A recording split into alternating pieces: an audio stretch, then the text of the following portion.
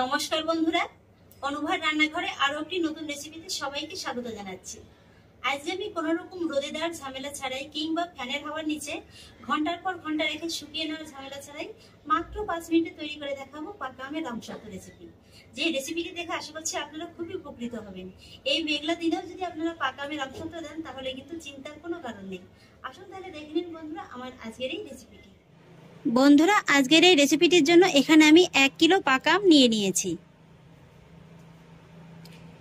এবার প্রথমে আমি আমের খোসাটাকে একটু ছাড়িয়ে নেব।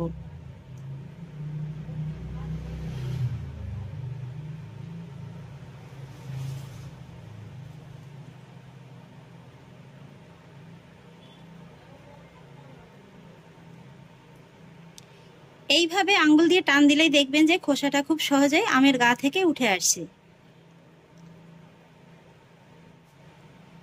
আমের খোসাটাকে আমি খুব সুন্দর করে ছাড়িয়ে নিয়েছি, রেখে দেব। একই রকম ভাবে আরো একটি আমের খোসা আমি ছাড়িয়ে নিয়েছি, আর এইভাবে সবকটি আমের খোসা ছাড়িয়ে নেব। এবার আমি একটা ছাঁকনির পরে আমটাকে রেখে এইভাবে একটু আমের পাল্পটাকে ছেঁকে বের করে নেব। এইভাবে একটু ঘষে নিলে কি হবে, আমের গায়ে যদি কোনো আঁশ থাকে সেটা খুব সহজেই একেবারে আলাদা হয়ে যাবে, আর পাল্পটাও খুব সুন্দরভাবে বেরিয়ে যাবে।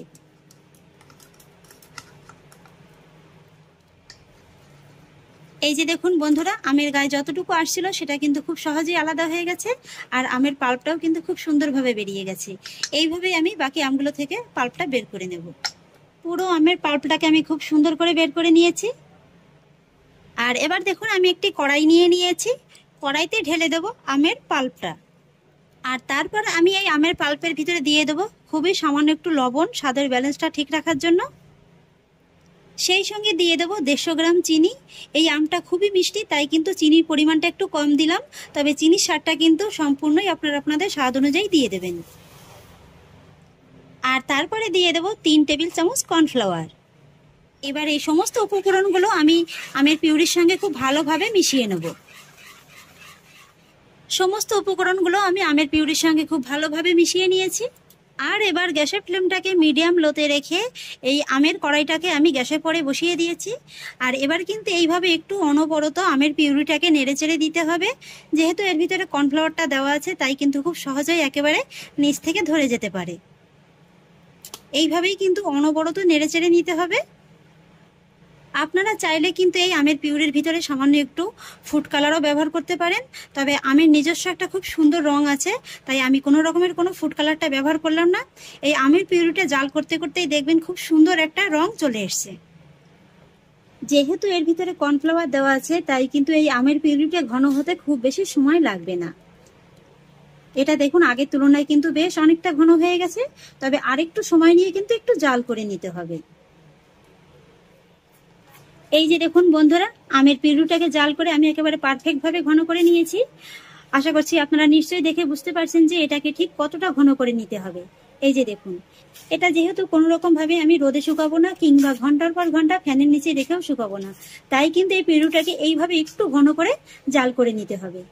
আর এই যে দেখুন, এইভাবে একটু স্প্যাচুলার সাহায্যে টেনে দেখবেন একটা কিন্তু রাস্তার মতো পড়ে যাচ্ছে, আবার কিন্তু খুব সহজেই একেবারে মিশে যাচ্ছে।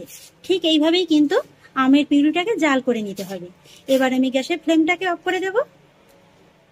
আর তারপর যে থালাতে আমসত্ত্বটা আমি বসাবো, সেই থালার গায়ে সামান্য একটু সাদা তেল ব্রাশ করে দেব।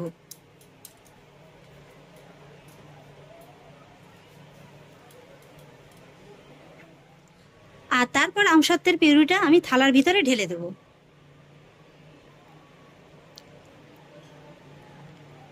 এই যে দেখুন বন্ধুরা, আমের পিউরিটাকে এইভাবে একটু জাল করে নেওয়ার কারণে দেখুন আমের কত সুন্দর একটা মিষ্টি কালার এসছে।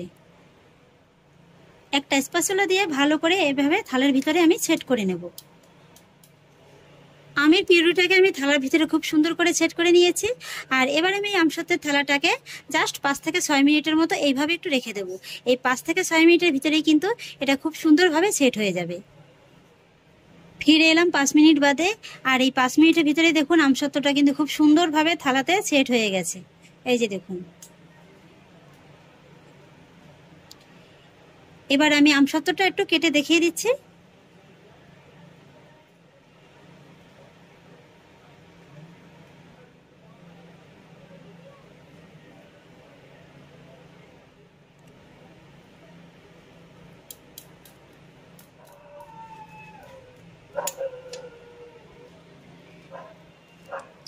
এই যে দেখুন বন্ধুরা, কত সুন্দরভাবে আমসত্ত্বটা উঠে এলো। এই যে দেখুন, কি বন্ধুরা, দেখে কি বোঝা যাচ্ছে যে এই আমসত্ত্বটা কোনো রকম ভাবে রোদে শুকানো হয়নি, কিংবা ফ্যানের নিচে রেখেও কিন্তু শুকানো হয়নি।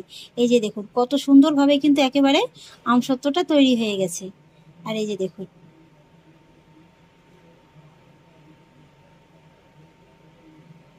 তাহলে দেখলেন তো বন্ধুরা, কত কম সময় এবং কত সহজ উপায়ে এইভাবে পাকা আমের আমসত্ত্ব তৈরি করা যায়।